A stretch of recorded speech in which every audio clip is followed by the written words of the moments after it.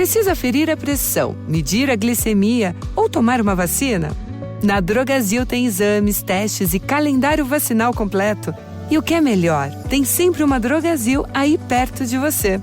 É fácil, prático e rápido. Dá para ir entre uma música e outra. Procure nossos farmacêuticos. Quanto mais você conhece o que a gente faz na Drogasil, mais você se cuida.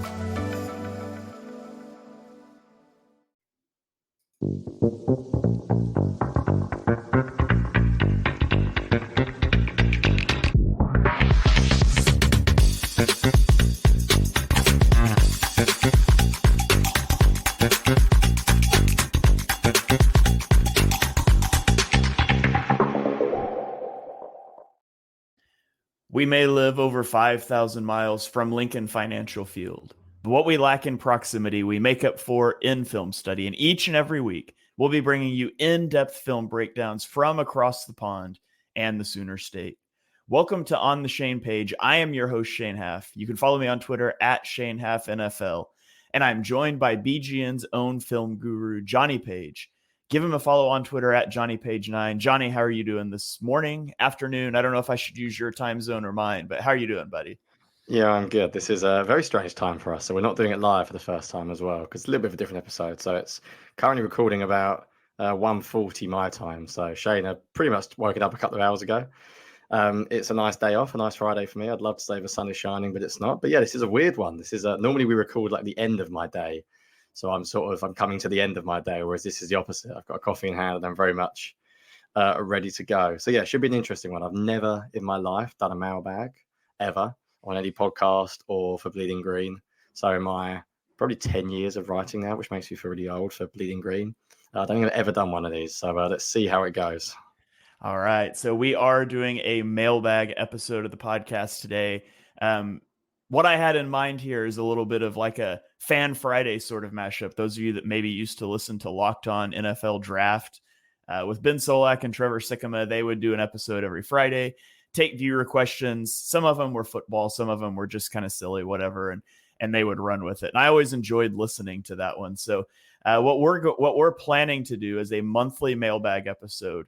And this first one is going to go out to everybody. Once we get to season, this is going to be a Patreon exclusive episode. So all of our weekly film deep dives is going to be available to everybody. This will be one of our Patreon perks. That's where we'll get our questions. That's where this episode will go. So again, you can check that out at patreon.com/ontheshanepage. There's a $3 monthly tier, a $5 monthly tier. You guys can check that out if you would like to support the podcast, get a few extra perks along the way. But today we're going to take questions from everybody on Twitter. And I've divided this one into Eagles questions up front.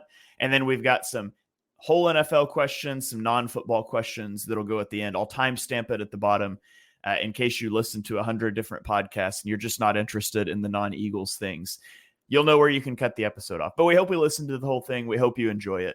But let's go ahead and dive in. Our first question comes to us from Eagles Eric on Twitter. And we had a lot of questions about Kellen Moore. And I put two of them in here because I think they were kind of representative of what everybody was asking. So if you asked a question about Moore and I don't read it, it probably kind of falls under one of these two umbrellas. But Eagle Eric asked, which part of Kellen Moore's offense do you think will be the most welcomed for Jalen Hurts? So Jonny, Kellen Moore offense, what do you think is going to benefit Jalen the most? So I'm glad I'm going first on this one because I had one really obvious answer. We were speaking off air and we're going to try and not say the same answers if we agree. I had two answers for this, but my number one is definitely his design against the blitz. So I feel a little bit sorry for Jalen Hurts the past few years because it feels like the Eagles' plan was legitimately go and make a play. And I think Jalen Hurts probably has a little bit of arrogance, a little bit of swagger that you have to have if you're that good. And he probably quite enjoyed it to some extent. But then I also think by the playoffs, he must have been bored to death of being blitzed on every single third down, having to release the ball within half a second, getting hit a lot. So I would say it will be his answers against the blitz. We won't go into too much detail. I'm not going to do too much schematics here. But for those of you that are wondering, when I looked at a lot of Kellen Moore's offense, I've referenced this a lot on the pod, but he always wants to be sort of +1 in pass protection. So he is very much willing to keep a running back in. He's very much willing to keep a tight end in.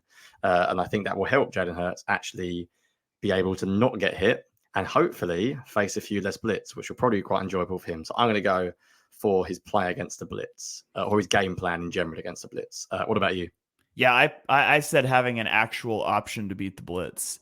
And I mean, it's really as simple as that, but you can expand it, I think, to having answers for whatever the defense throws at you. It seems like a lot of times last season, there was a specific thing the offense wanted to do.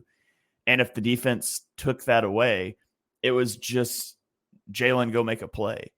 And I think Kellen Moore will build a lot of those things into the offense. And, specifically, he's going to do some things to generate mismatches, to isolate. I mean, how many times did we watch CeeDee Lamb get matched up against a linebacker, last year too, but a couple of years ago when Kellen Moore was there, and he's going to do things with motion, and he's going to be creative with how he uses his personnel to try to generate favorable matchups. And I think the Eagles offense was very static last season. And I think that's something you'll see change under Kellen Moore. So my real answer, have an actual option to beat the blitz, but you can expand that to just have actual options to beat whatever the defense throws at you, which really ties into the second question. It came from Captain Obvious on Twitter. It says, what do you think will be the most challenging thing for Hurts adjusting to Kellen Moore's offense? And I said post-snap processing, because Kellen Moore does a really good job. Like I said, he gives you answers for whatever the defense throws at you. Like, we're going to have in this play, if this is man coverage, this route is going to do this. And if it's zone coverage, it's going to do this. And if it's a blitz, you have to do this. And that's going to require Hurts to process things quickly post-snap. And it's going to require him to be on the same page as his wide receivers, because it doesn't matter if Jalen Hurts recognizes, hey, this is a nickel blitz, and Devontae Smith is supposed to side adjust this route into a little curl route, and I throw it, but Devontae Smith doesn't read it the same way. We're throwing an interception or an incomplete pass. The ball hits the turf, and it's going to require a lot of that consistency. It's adding something to the offense that hasn't been there, and it is complicated. There's a lot of moving parts, and so they're going to have to get on the same page with that. I think that'll be one of the biggest challenges, and why you may see some sloppy football early in the year. I'm glad you mentioned that, actually, because this is not going to be anything I was going to mention today, but I'm just going to throw it out there. Can we stop panicking about OTA reports? I sort of hope Hurts sucks in a weird way, because it means he's being challenged. Like, I've seen one good tweet yesterday from, I believe, Jeff Kerr from CBS, who said how much more they're throwing over the middle. And if the Eagles staff are making Hurts do things he's uncomfortable with, get used to reading some bad practice reports. Like, I almost don't want to see 5 deep balls to AJ Brown, because we know he can do that. So let's actually challenge him. My answer was very similar to yours, maybe a little bit more specific, in that I went for play action under center. If the Eagles are going to properly run Kellen Moore's offense, and I think it's going to be interesting because Jeff Stoutland has a lot of power in that organization, and his run game is always historically been much more shotgun based the past few years. If they are going to go with this play action under center game, it's a totally different world that Hurts has never really done before. We live in a world where defenses are disguising coverage more and more and more. And we're living in a world where basically the best defensive coordinators are doing this a lot. And very simply, anyone who knows this, who's ever really played football at any level, the second you run play action under center, you turn your back to the defense. And suddenly when you're looking at it, the defense is not the same picture, but it was a second ago. Hurts has never really had to deal with that. So it's similar to your processing point, maybe a little bit more specific, in that I think the Eagles are going to want to go under center next year. But I think a lot of it is going to actually come down to whether Jalen Hurts can do it or not. And even as someone who wants them to do it more, I have to admit, I'm hoping more than I've seen it. I've never really seen Jalen Hurts be able to do that. So it is one of those things that I'm intrigued to see, but it is possible it doesn't work and it ends up not being as big a part of the playbook as maybe I thought preseason. All right. Yeah. Turning your back to the defense. Not every quarterback likes to do it, because the picture can completely change. And, we talked about in our Fangio podcast, that was one of the things that Fangio's system is supposed to be really good at, changing the picture post snap. So you're presented with a different look. And that ties in with that processing too. You've got to be able to quickly process that and move to the appropriate read. So Shane, just while you bring it up as well, because some will expand on, some will go really quick. I also had motion written down, because I think everyone just naturally assumes that motion is like something the Eagles going to do a lot more of, and I think they will. But it's another thing that also changes the processing from a QB point of view, and it is very possible that Hurts is not a big fan of it. If you bring someone in motion and you change the defensive look right before the snap, that obviously can have an impact on what you're looking at as a QB as well. So I think all of our answers are in this theme of that processing is going to be different next year. And it may take Hurts a little bit of time, especially in the off season, to get up to speed with that. But I think there's been very few OTA sessions already, but I'm already seeing signs about motion and middle of the field, which makes me think that this is going to be a different offense than what we've seen in the past. All right. Let's keep rolling here. This question comes from Sean Quinto. I think is how you pronounce the last name. Sorry if I butchered that, but is there a chance the Eagles can bring in a good defensive tackle free agent? He says, I think they need to add another body at that position. Jonny, what do you make of the landscape of defensive tackles, especially for the Eagles this year? Yeah, right. You'll probably be better at answering the who's available in free agency because you're much better around the league than I am. I'm very Eagles driven. The answer is nobody. Linval Joseph is about it. So my gut tells me no anyway. I was looking at the depth chart this morning because I was writing about Gabe Hall as well, Eagles undrafted free agent. I think a lot of people were surprised when undrafted. And when you watch him, and we'll talk about it more later on another podcast, but I think he's got a legit chance of making the roster, like arm length, height, the height, weight, speed prospect, good athlete. I think they've already got like their top three set in stone.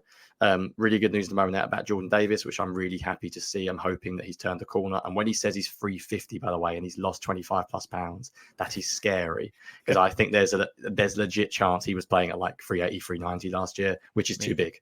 Like he ran Josh Allen down at 380 pounds. And as good as that is, he then didn't move for 3 weeks after because I'm not sure his body could take what he just done. So I really, really hope that's true. I saw Nolan Smith come out and say he was proud of the shape he's got in. And I think it's pretty obvious that Jordan Davis has a conditioning weight problem. Nolan Smith found the weight that Jordan Davis lost, by the way, which is also good news. Yeah, true. So I've got Davis, Carter, and Williams as like your clear top three. If you're playing odd fronts, there's your three. By odd fronts, we mean 5-man fronts, so 2 defensive tackles and a nose tackle. If you're in a 4-down front, you could have a combination of any of those three playing, I think, at any point. Then I think you've got a Jomo, who I really like, who I'm going to write about this offseason, because when you get a guy that you say is going to be good, and he's now drafted, or 7th round, whenever he was, and he turns out playing quite well, that's always nice for your brand. So I've got to keep the brand going and talk about him more. I think Tui Piloto is like a decent sort of zero nose technique or a 1 technique. And then I think Gabe Hall could be a 6th, and I think Brandon Graham will slide in there on pass rushing downs on 3rd down as well. So I'm not sure there's massive amount of room. I quite like Tui Piloto. I like a Jomo more than others. And I think Gabe Hall's got a chance. So if someone goes down and they desperately need another body, then maybe. But I think the defensive line is probably relatively set as it stands. What about you? Yeah, I think that, Eagles fans are used to having Fletcher Cox, and him being gone is concerning and things like that. But, at the end of the day, not many teams have 2 first-round picks on the interior defensive line. If one of those guys goes down, would the Eagles be in trouble? Sure. But I think you can say that for most teams, most positions. If one of your starters who's expected to play a majority of the snaps goes down, depth would be a problem. So there's just not a lot out there. I mean, Linval Joseph is there. There's not a lot at interior defensive line and free agency. So they could sign a body. I would rather them not, because I would like to see Moro Ajomo and some of those. I would like to see more of Moro Ajomo. I like how that rolls off my tongue, but I would like to see, some of these young guys before you go sign some vet in free agency. So if you get into a problem in the season, like you did 2 years ago, and you go sign an Ndamukong Suh, a Linval Joseph in week 12, that's fine. But I don't expect them to add anybody serious, at least for training camp. Maybe they add another like UDFA or something. Yeah, okay. I don't really have. To be honest, as I say, just quickly, I'm not very good around the league. So there might be some free agent out there that everyone's screaming and shouting at me. But if all you're telling me is Linval Joseph, then I will pass and give Tui Piloto a chance. I will just say as well, Jordan Davis made it clear he was aiming to play more this year, which I thought was interesting. I did watch some of his interview, his press conference, and he said something like, "No one's coming to save us this year," and made it very clear that I think the expectation is he needs to be able to play more. And this is something we spoke about a lot, that we think the Eagles are putting a lot of eggs in their Jordan Davis basket, shall we say. So that seems like a trend from this offseason. All right, let's move on here. Another question that Sean asked is, he wanted our thoughts on not having a big running back to complement Saquon Barkley. He said it would be nice to bring in some free agent for training camp that runs over people. I think Eagles fans are really stuck on having a LeGarrette Blount type, because LeGarrette Blount was on the team when the Eagles made a Super Bowl run. At the end of the day, I kind of think it's a dying breed in the league. If you go look at all the top rushers last year, if you exclude Derrick Henry, they're all like sub 210 pounds. It's shifty guys. It's guys that can catch passes out of the backfield. And Saquon is a big back. I mean, he's 6 foot 233.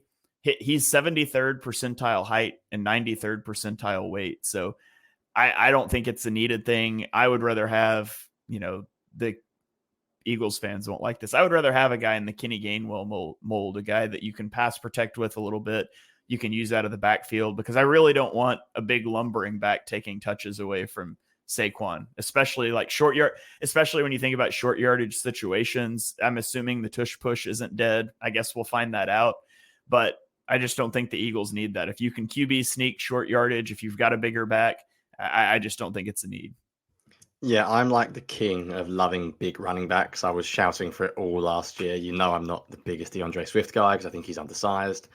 So I love Saquon Barkley. Like, I'm a little bit anti the trend of just having these lighter running backs. I think it's all to do with like schematic unpredictability and having guys that can catch out the backfield. And I think that absolutely is important. Even as like the king of wanting a big foundational running back, that is exactly what Saquon Barkley is. Like, the guy's a monster. You've seen him squat, you've seen his quads.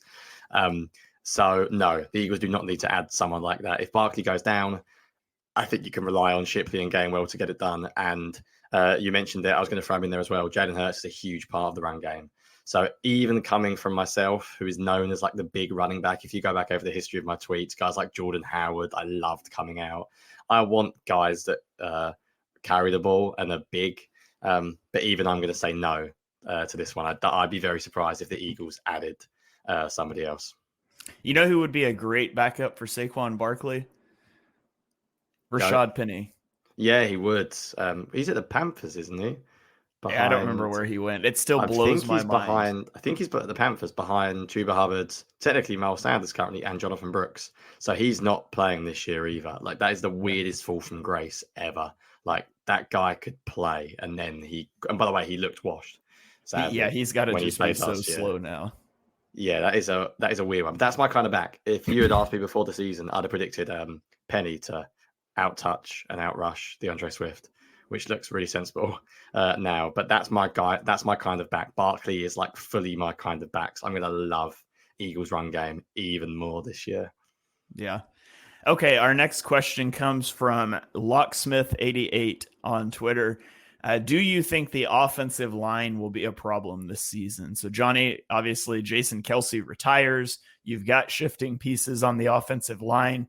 The Eagles didn't address offensive line early in the draft. Do you see the O-line being a problem this season? Yeah, I said actually off air we might plan, if we get time in the summer, to do like a trenches episode and get like an O-line expert on there.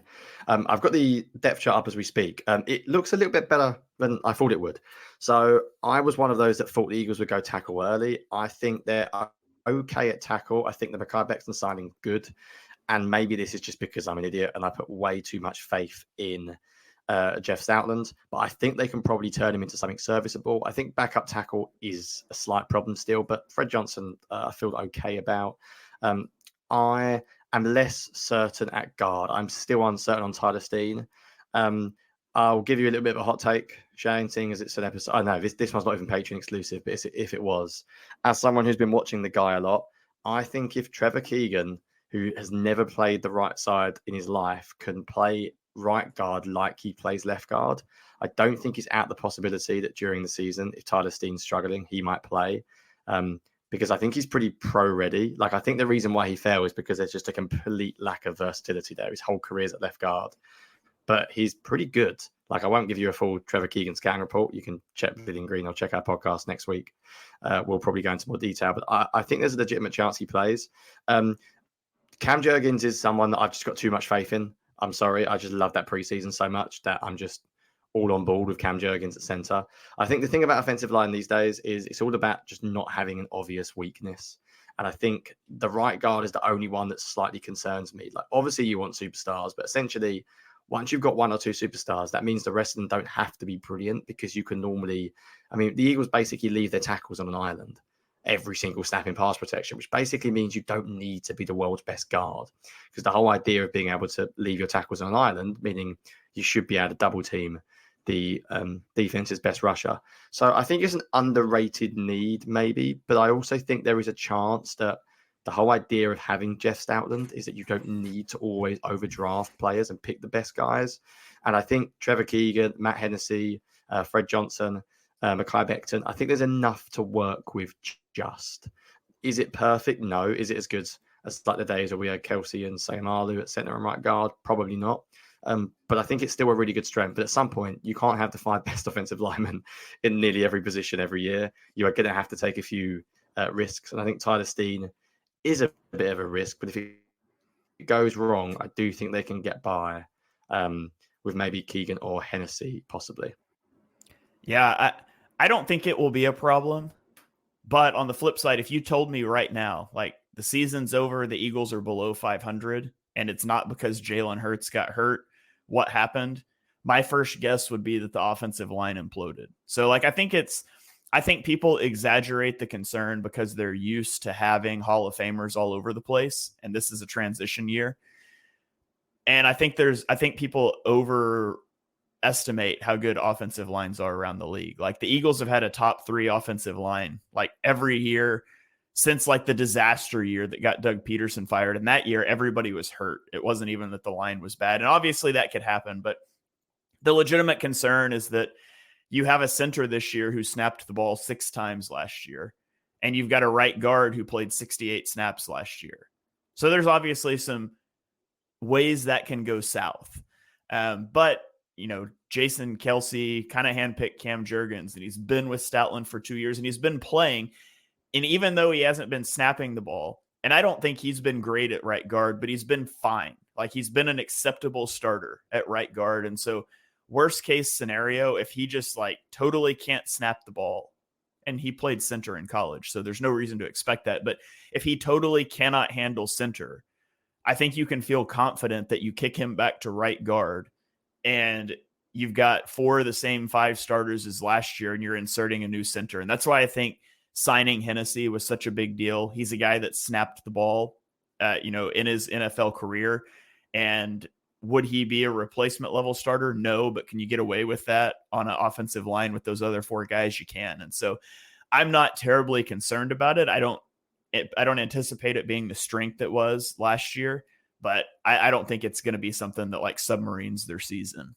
Yeah, I think it's worth saying as well, like the Eagles lost one of their best offensive linemen in all time in Jason Kelsey, and the idea that's not going to have any impact is just laughable.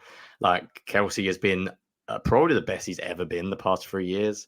So the idea that they're just going to not like miss him at all and to expect the offensive line to be like amazing again is just not realistic. Like, but you made a really good point.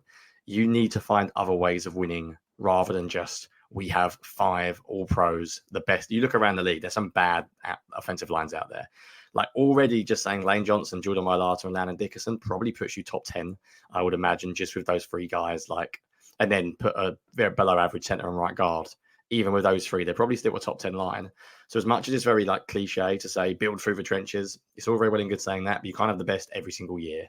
You can't take them all super, super high. Like you're going to need to take some first round receivers, etc., and other positions. So I think it's a little bit of a transition year, as you mentioned, but I think they'll still be good. And if you've got a top 10 offensive line, in my opinion, that's enough to work with. If it doesn't kill you and it's good enough, then you can't really complain when you've got a franchise running back, a franchise quarterback, 2 elite wide receivers, and an elite tight end. Like not everything has to be perfect for you to win. That's essentially why coaches make money as well. So yes, it will probably be worse. I mean, it will be worse without Jason Kelsey, but I'm not panicking, as you mentioned. I don't think it's going to derail the season anyway. Yeah. Jonny, you're not as big of an NFL wide guy as I am, but can you name an offensive lineman for the San Francisco 49ers besides Trent Williams?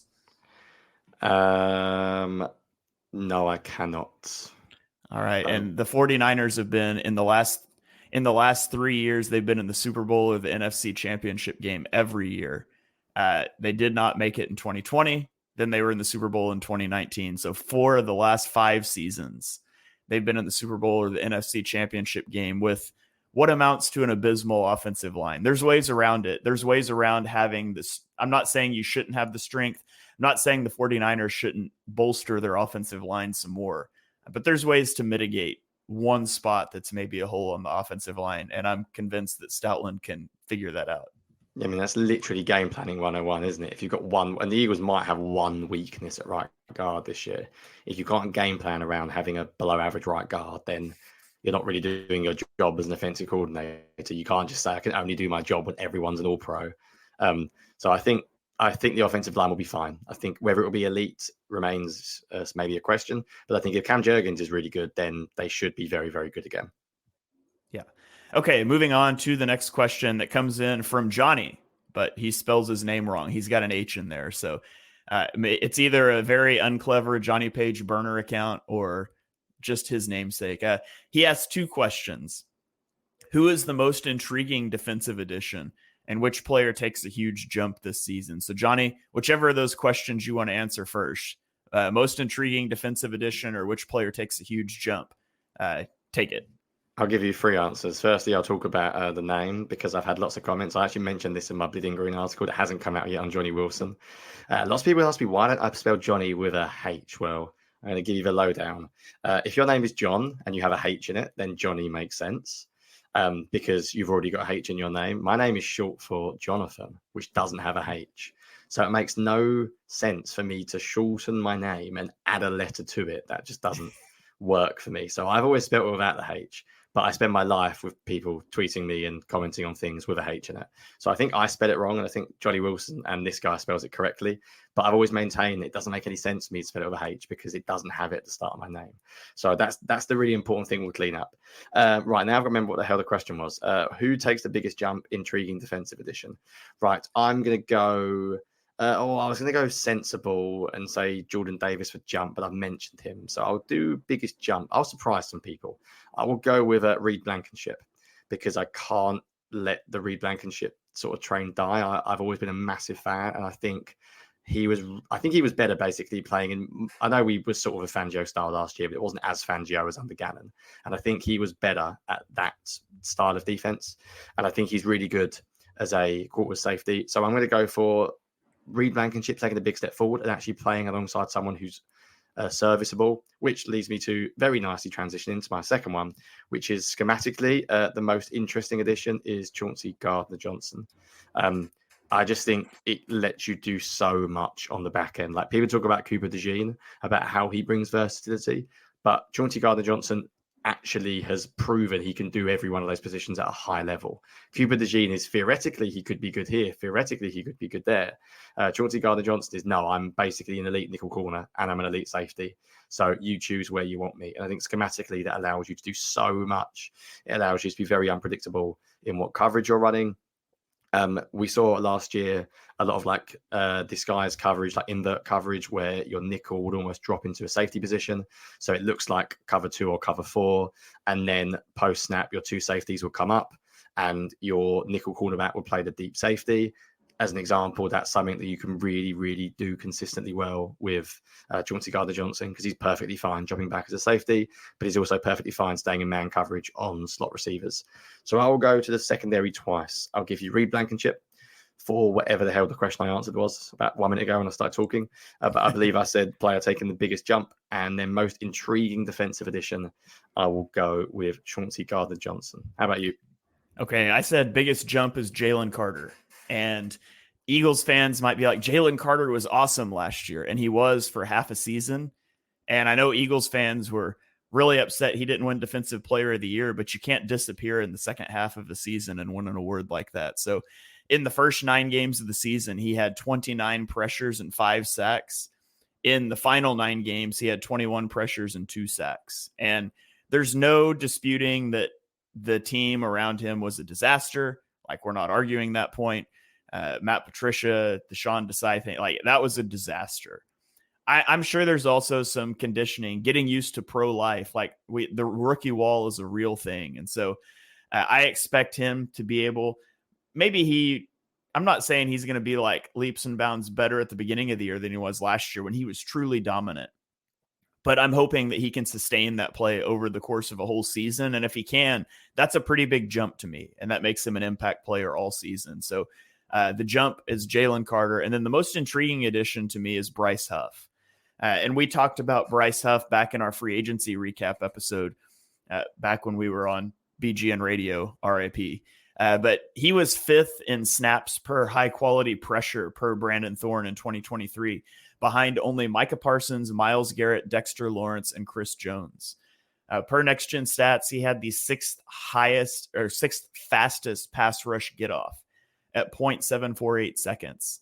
But he only played 481 snaps, which was a career high.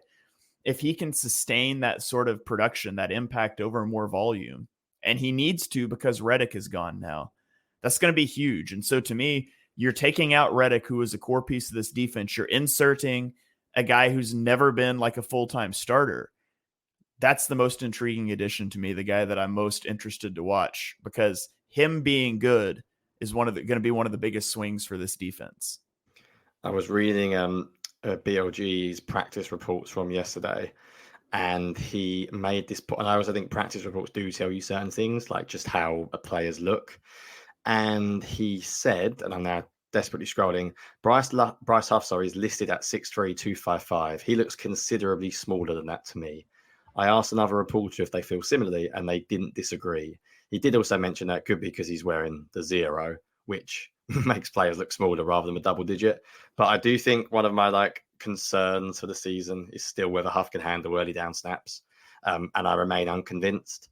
And I felt the same. When I watched him on film, I couldn't believe how small he looked. He was meant to be the same as Reddick. I think even bigger than Reddick.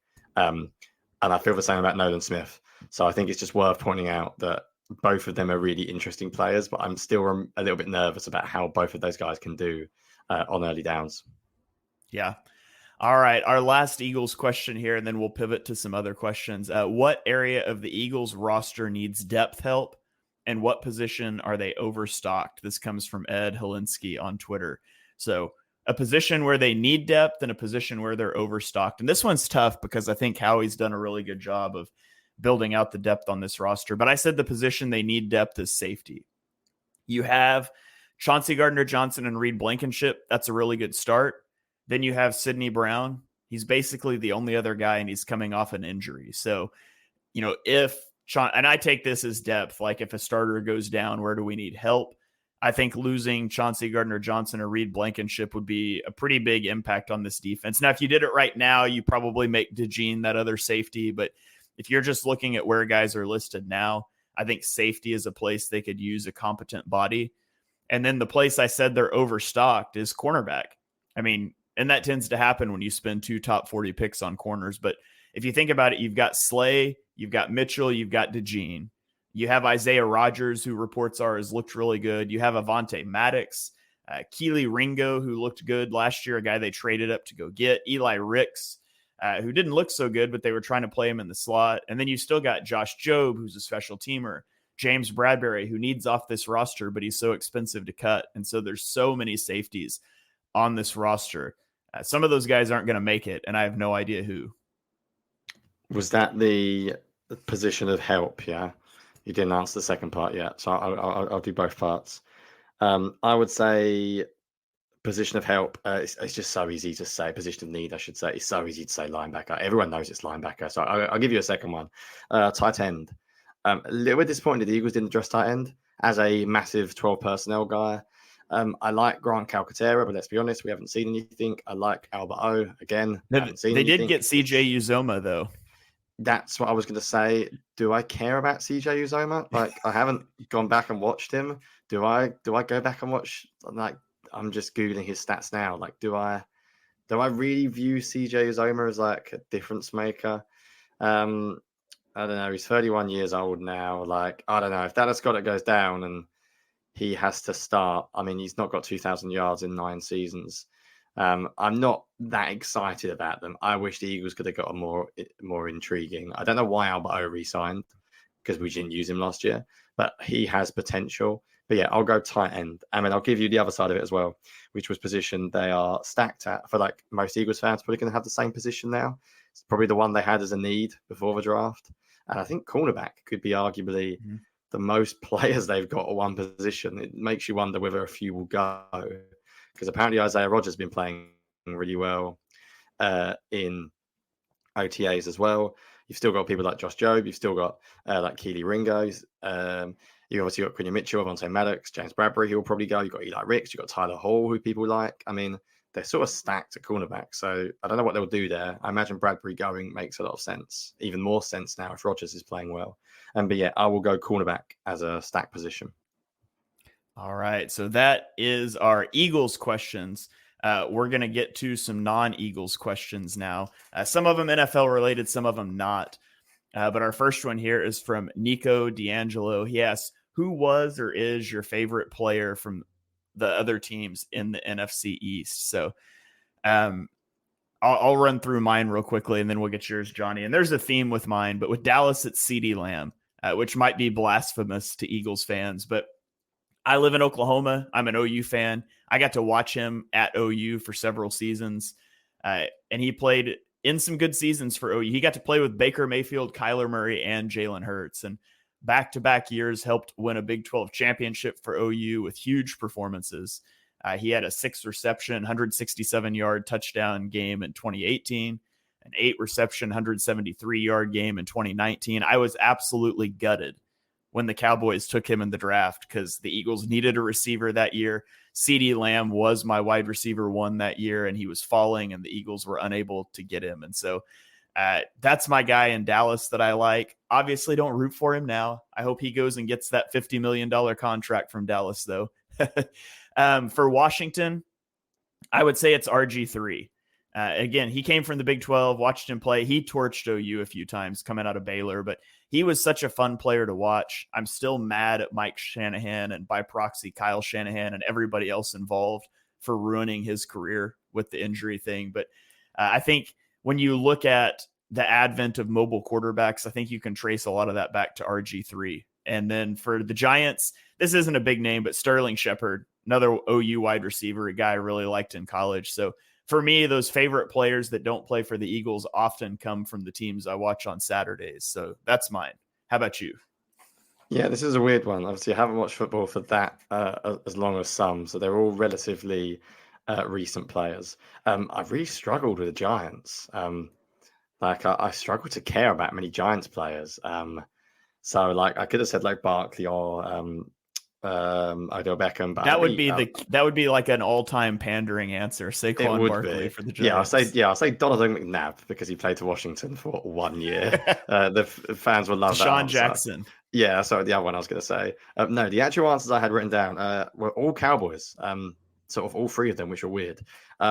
Firstly, one of them, which I never watched when I was into the sport, but Michael Irvin. Because I just, every time I see highlights of Cowboys receivers and I see Michael Irvin play, I sort of get a little bit blown away by how good he was. And I wish I'd seen him. And he also has my favorite moment as a pundit ever. If pundit's a US term, whatever you call broadcaster, whatever you call them. I don't know if you've seen the clip where he's moaning about Andrew Luck at QB or quarterbacks not playing enough. And he talks about it's a societal change with kids not learning enough. And then if you haven't seen this clip, please just Google Michael Irvin recipes. And then he starts getting really angry that basically young girls aren't learning recipes from their mums, and he just shouts, "We're losing recipes." And it's my favorite NFL clip ever. If you haven't seen it, please go and Google it. But actual players, not because of their stupid comments, are Zach Martin, Cowboys guard. One of my favorite individual battles was Zach Martin versus Fletcher Cox. That was awesome every single year. It felt like sometimes Cox would win, but Martin was brilliant to watch. And I'm going to say someone who I think also loves the Eagles like I do, Micah Parsons. I love him for 2 reasons. I love him because 3 reasons. So 1, I love him because he desperately wants to be on the Eagles and hates the Cowboys, which is great because we have those 2 things in common. I don't know if you saw he didn't turn up for OTAs and Mike McCarthy isn't best pleased about it. That's great. So number 1 reason I like him is because he definitely likes the Eagles more than the Cowboys. Number 2, he always plays sort of terribly against us because we seem to build our whole game plan around completely negating him by reading him all the time and making him play in like run pass conflicts all the time. And thirdly, I do just think he's incredibly good. So he's like my fun guy. I love watching him blitz. I think off-ball linebacker, edge player, I don't really care. So weirdly, I pick Cowboys. It's probably because I watch more Cowboys games closely, because I care about them more, and Washington and New York haven't really been proper rivals the past few years. If I had to pick one from the other teams, as I mentioned, Barkley from Giants is cheating, but I'm going to do it anyway. And I would go Jahan Dotson from Washington. I loved him coming out and I had a really high grade on him. And I think he went in the first round and surprised everyone. But I've always really liked Jahan Dotson. So I will go for those players from the NFC East. All right. Let's go to our next question. It comes from Down 3R20. Curious what those letters stand for, the letters and numbers. Maybe you hit me back on Twitter and let me know. But asks, do you think you could be an NFL coach where your football knowledge is currently? Jonny, I'll let you take this one first. Yeah, this is my favorite question ever. Like, absolutely not. With no chance at all. The thing is about sort of what we do as well is, as someone who's, I said, played a little bit of NFL. I played about 5-6 years of flag football up London. I did play a couple of contact practices, but decided that I was not big enough. That wasn't for me. I was involved, and I'm going to try and get his name right so I can not get it wrong. So there is actually a local team to where I live in Kent called Kent Exiles, and a guy called Matty Brown, who's brilliant on Twitter. I think at Matty F Brown. He is a Seahawks writer. He's got about Seahawks writer. He also works for Underdog Fantasy, and he coaches. So he's the DC for the London Olympians. And I sort of went to watch them play a couple of times last year and spoke to him. And the knowledge of being a coach is so much more about like technique and like where to put your hand and where your body. And that's not stuff that I look out for on film. So absolutely not. If I was going to be hired by a team and they asked me to do something, I was trying to think as I was planning this morning, what could I actually do? I feel like I would be useful in the scouting department. So where it's less about coaching technique and it's more about traits. I feel like my predictions the last few years on Eagles draft picks, when I've watched them, have been pretty like relatively decent hit rate.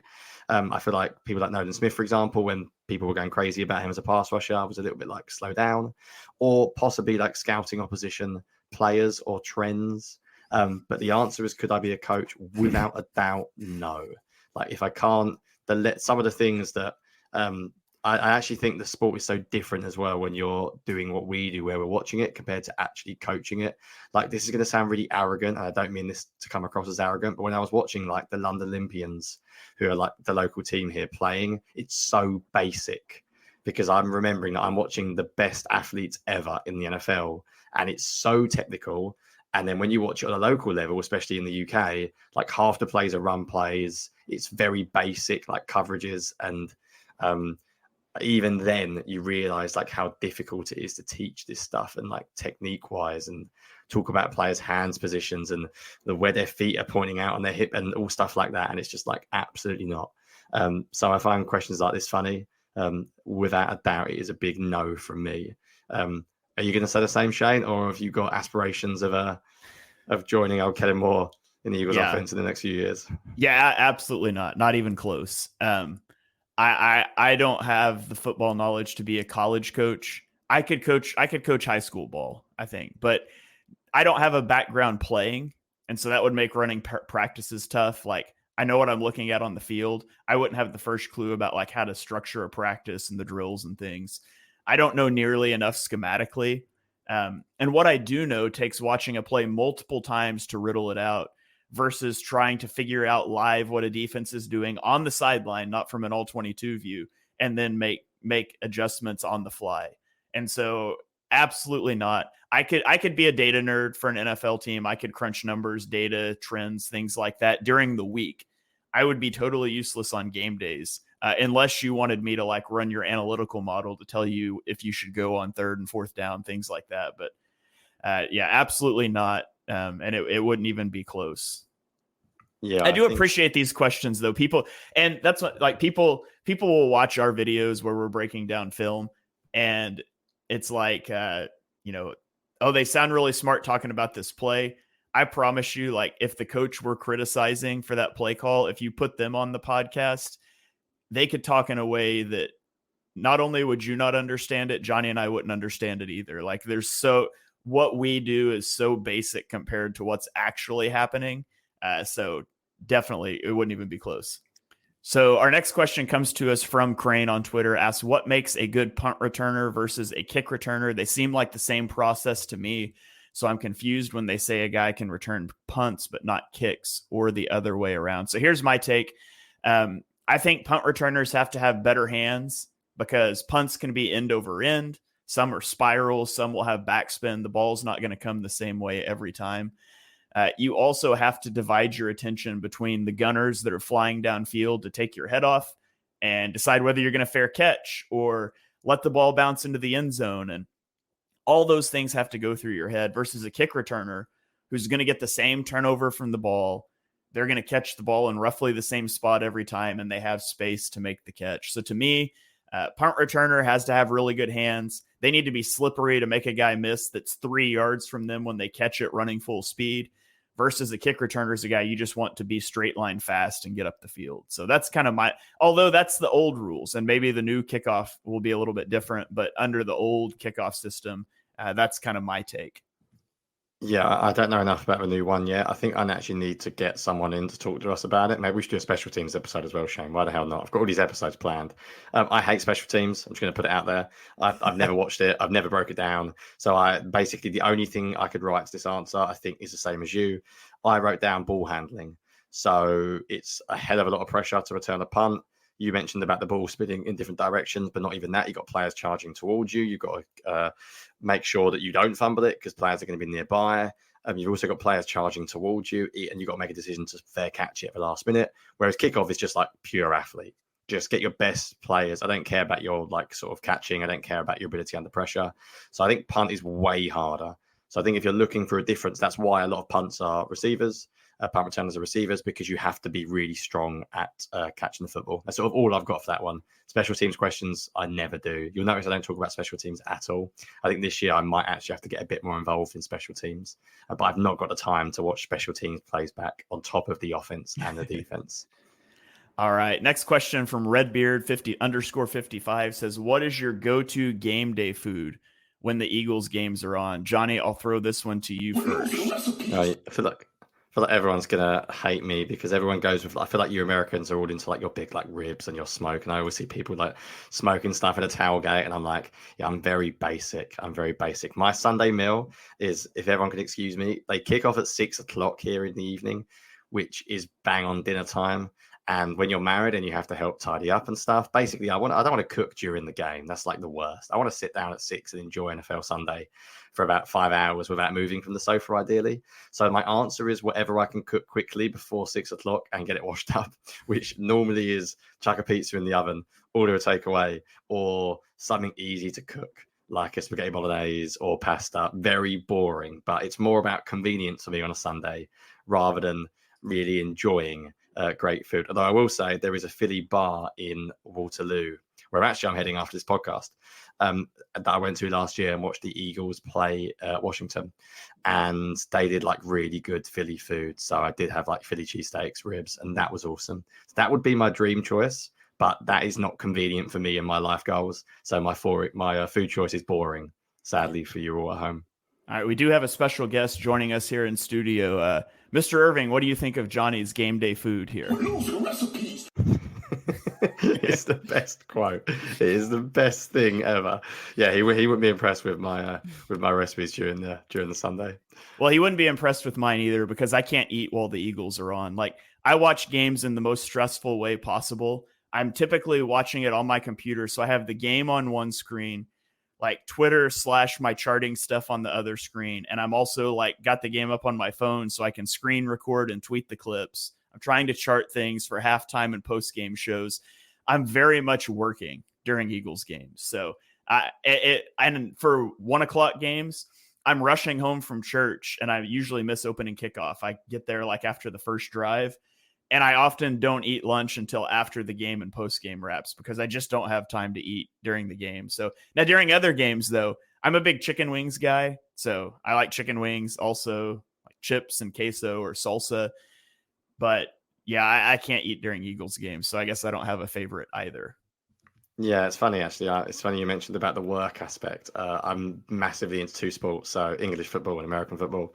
And when I watch Arsenal, it's very much like I just relax and I just watch the game for what it is. Whereas when I'm watching the Eagles, it's not a job. Like I'm always going to be a fan. I'm a fan who happens to do a little bit of work for the team that I grew up watching. But there is very much a part of me like, oh, make a note of that, make a note of that, make a note of that post-game show, make a note of that, check this happened. And there is definitely a little bit of a different stress involved with watching the Eagles. But that comes with it, I guess. That's part of the job in some ways. But yeah, I do get that. That's sort of my point as well. It's about convenience, not about enjoyment on NFL Sundays. Yeah. Okay, we've got a few questions left here. We'll rapid fire. What is your favorite color and what's your favorite ice cream flavor from Mike? So Jonny, favorite color, favorite ice cream flavor. This is where we're getting strange on the mailbag, Shane. Why do people ask us questions? I don't understand the social media trend of wanting to know. I'm going to annoy everyone and say it's not green. Sorry. It goes back to me being it goes back to me being an Arsenal fan growing up. My favorite color is red. So I'm a sucker for red uniforms as well, like Cardinals uniform, Falcons. I do really like 49ers. Jonny loves the 49ers. Yeah, throw it out there. Yeah, Christian McCaffrey does look good in 49er red, but and ice cream, again, very boring, British, plain, good old chocolate. I'm not going to go for anything fancy here and make up a lie, like any random flavors. No, I'm a basic man who likes basic things, Shane. I thought you were going to say vanilla ice cream, and I was going to drop my take that vanilla isn't a flavor. It's the absence of flavor, but I'll save that one for another time so people don't yell at me. Terrible take as well. But anyway, my favorite color is actually also red. Goes back to being an Oklahoma fan as a kid growing up. So red is my favorite color. We don't have to tell people the first NFL team I liked was also the 49ers. That's not relevant on this podcast, but my favorite ice cream is a brownie hot fudge sundae with peanut butter cup ice cream. But if we're just talking standalone ice cream, my wife makes a Nutella homemade ice cream every year for 4th of July that is to die for. So my wife's, it's a cop out. She's not going to listen to this episode, but if she did, I'd get some brownie points. Maybe this is the clip I need to put out on social media, but Nutella ice cream is the best. Well, luckily my wife does not listen either, so I can say that she does not make me homemade Nutella ice cream. So brownie points to your missus for that one, and I might be DMing you the recipe. I mean, to be fair, she is very well aware it's my favorite, and I still only get it once a year. So fair enough, but it's really good. So, okay, next question. What athletic achievement are you most proud of? This is your chance to brag. People want us to brag, Jonny. What's your biggest athletic achievement? Right, I'll give you two because I feel like no one's going to actually understand the first one. So I don't know. You Americans aren't into cricket. It's a massive sport over here. I still play it now. So my biggest achievement when I was about 16 years old, we played in like the Kent final, and I took a hat trick. A hat trick in cricket is basically 3 straight players out in a row. So 3 straight wickets. It's very rare. I've only done it once in my entire life, and to do it in a final was awesome. I've still got the ball in my garage because if you get a hat trick in cricket, you keep the ball. It's also a thing in English football as well, where you keep the ball if you get a hat trick. But I'll give you an NFL one because I did play, as I mentioned, flag football for about 5 years. I played against some good players as well. A lot of Americans who basically it was Americans. It was me and like 6 Americans that were playing in an American league. They were all a bunch of Americans that had come on, used to work in the city of London. And we had a guy who played college linebacker. I can't remember who he was. And he was absolutely huge, like a unit of a man. And he was also incredibly good at flag football. And I think he played it back in college. And anyway, long story short, I remember it now. It was like the last drive of the game. We were losing. We changed our quarterback because he wasn't having a great game. And we had this little Canadian guy who could launch the ball about 500,000 miles despite being half the size of me, which I've never understood the biomechanics of having a strong arm. And the college linebacker at this point was at sort of cornerback. And he was basically over the top of me and he was quick, but I was pretty fast in a straight line, especially when you're not allowed to contact here. And I just ran a go route. Didn't expect the ball to be thrown my way because our old quarterback would never throw it. Got about 35 yards down the field, turned back and realized the ball was literally up in the air. And I somehow managed to track and catch it and beat the linebacker to it and scored a touchdown. And that was probably like the weirdest moment because I realized then how hard it was to track a ball down the field because this was still like my first season of playing. And it was cool to say I beat someone who played NFL in America. Bear in mind, it's flag football and he was a linebacker. So it's not that big of an achievement, but I had to try and think of one that wasn't just English sport related because a lot of you are going to go cricket, hat trick, and have no idea how difficult that is. So I will say very boring one, but catching a deep ball to win a game against someone who said he played college football. He could have been a big American. I had no clue if he did or not, but he looked like he did. the way he moved, even in flag football, was very much different to how everyone else on the field was moving. Where did you say you keep that ball from the cricket game? Somewhere in my garage. Oh, you're going to say it's the wrong way of pronouncing it? Yeah. No, I love it. I love it. We would say garage, but I love it. Well, yeah, I try not to say it. I can't turn too Americanized. My whole world is already Americanized at this point, so I can't change my language as well. I'll give you a couple as well. My freshman year of college, I ran a marathon, which I thought was not. I always thought would be cool, but I didn't think it was something like normal people could do. And I met a guy that was a sophomore my freshman year, and he had run a marathon before and was training for this one. And I was like, well, I run with him and I'm faster than he is. So if he can run a marathon, I could do it. So I trained for a marathon. I ran it. Took me 4 hours and 26 minutes. My goal was to break 4.5 hours. So I just barely did it. So that was really cool. I used to be in a bowling league, and nobody bowls, but I bowled a 212 in a tournament one time, which was like one of the only times I've ever broken 200. So that one was cool. But then if we want to go football, when I was in college, my university put together a men's and women's flag football team to go play it was a tournament, and we made it to regionals. It was at the University of Nebraska. We rode the charter bus hours there. And then my team ended up all the way in the finals, and we played against Air Force. And Air Force brought like their scout team for their actual football team. And let me just tell you, those guys move different. Like I was playing defensive end, and they would only put one guy on their offensive line, and we had 2 pass rushers. So I was on his backside. So I got an unblocked run at the quarterback every time, and he would get the ball out before I could even get to him. It was incredible. They beat us like 50-0. But it was just, that was my moment of like, holy cow, these guys can't even get on the field for a service academy, and they are just different. So that one was a crazy moment. A couple more here. We'll kind of rapid fire. Jonny, what are you more likely to accomplish? Making an extra point in an NFL game, hitting a 3-pointer in an NBA game, or getting on base in an MLB game? This one's a little tough for you, I guess, because you actually only do football, right? Yeah, I actually did play basketball in school, believe it or not, for like 4 or 5 years. But English basketball, I mean, like we're all like 5'8", 5'10". There's no dunking. I mean, it was a bad standard. I feel like I've got to say the extra point. One, because I don't understand the baseball one, and it sounds difficult. A 3-point in basketball just sounds unlikely, whereas an extra point, I can just chill, I can warm up, I can practice over time, and all I've got to do is just go out there and kick. So I don't know if you would agree. I feel like the extra point is possibly the easiest one. Yeah, if it was the old extra point length, definitely, where it was a 19-yard attempt. Now it's moved back to a 33-yard attempt, and I've kicked before just for fun, and 35 is about my range, so I could hit one. I wouldn't do it consistently. Yeah, with practice. I mean, I've played football my whole life as well. I grew up playing football. Like, surely I can kick. I've never tried, but I'm saying all this now, and someone will get me on the field this year, and it will all go terribly wrong. But that's got to be the easiest one. Yeah, if I get one chance to do something, I would say hitting a 3, because I'm assuming I'm wide open in the corner to shoot a 3-pointer. And I'm not guarded because no one's going to guard the 5'7" white guy standing in the corner. And I played basketball, so if I was wide open, I'd have a chance to hit a 3. If it was getting on in a baseball game, there's absolutely no chance unless I got hit. I faced a pitcher in high school that got drafted. He was a senior, I was a freshman, and he threw like mid-80s in high school. And I couldn't even get the bat off my shoulder. Like, I couldn't see the ball. There's absolutely no chance that I am getting on base in a Major League Baseball game. So if I had to order them, I would say hitting a 3-pointer, making the extra point in the NFL game, and there's absolutely no chance that I'm getting on base in a baseball game. It's impossible. Right, love that. I don't know if you managed to just talk straight through me shutting down my browser again, Shane. I've had a great day today. If you did talk through it, then well done. And I did. Yeah, I screwed up, and now I've just admitted I screwed up. Right, I've got time for one more, Shane. Finish it up. What do you want to end with? I think we had 2, actually. Yeah. Last question. I throw them both out, and I'll answer them both in like 10 seconds, because one's a football one and one's a stupid one. I don't know what one to end with.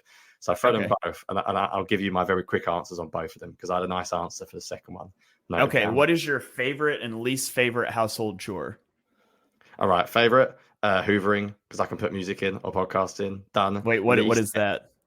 What, hoovering? Yes. That's not really. Oh wow, a vacuum. Okay, vacuuming. Yes. Wow, I find it. It's amazing how basic things. Sorry, vacuuming. Wow, that's mad. I thought everyone called it hoovering in the world. No, it's a hoover. No, you called it a vacuum. Wow. Yeah. All right, we call it hoovering. That's the most intriguing thing I've learned from this episode. So hoovering, favorite, because I can put music in. Least favorite, I just put generic, anything to do with the bathroom. I like anything bathroom related, toilet, sink, shower, you name it. Just don't want to be in there.